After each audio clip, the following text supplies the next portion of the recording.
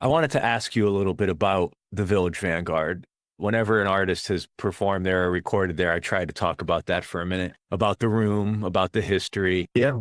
about the boldness of being a saxophone player on that stage and in that tradition. Yeah. I don't have a specific question for you, but I would love to hear your thoughts and what your Village Vanguard is. For me, the experience was such a positive one, which is, first of all, the honor of getting invited to lead a band there, then having played there many times now, having recorded an album there. I do remember the first time I was leading my band there, Lorraine Gordon was still around. There's Lorraine's table, which is always this one table, and there she was. And Wow. and I'm walking to the stage, and I was definitely scared.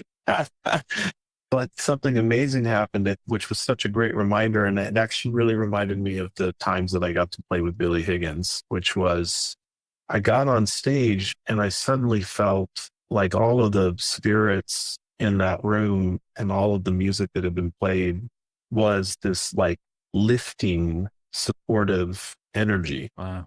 It's like, do it, man. Like be yourself, express yourself, lean in. The emotion finally when I was on that stage was not fear. It was this other thing. So I realized, and Billy Higgins had that a lot.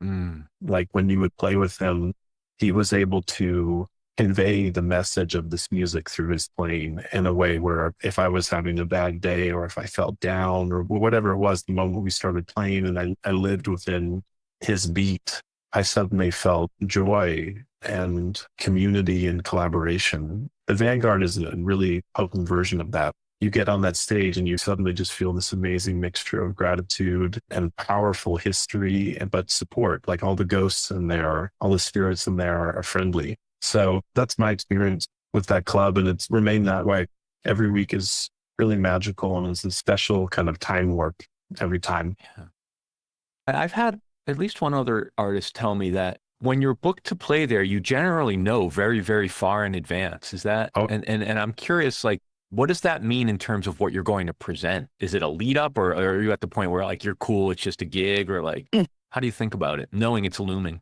well, I always like to use each week that I get there. And yeah, they book way in advance. It's like 1 to 2 years in advance because it's such a special opportunity to play 6 nights. Every time I like to try like a different band or a special guest or something, just to try something new. Yeah. Not everybody's like that. Some people, they always bring their same band, which is also so beautiful in a different way. But yeah,